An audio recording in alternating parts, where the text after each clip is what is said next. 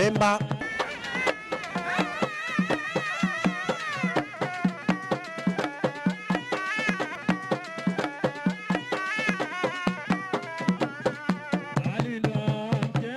Pemba.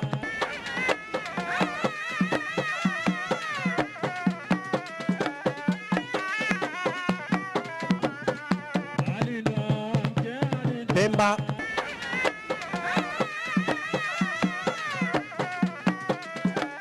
Ndio nasema mechi ya kwanza huwa kidogo inaleta ile panic kwa wachezaji na pia ule uzoefu wa intensity ya mechi.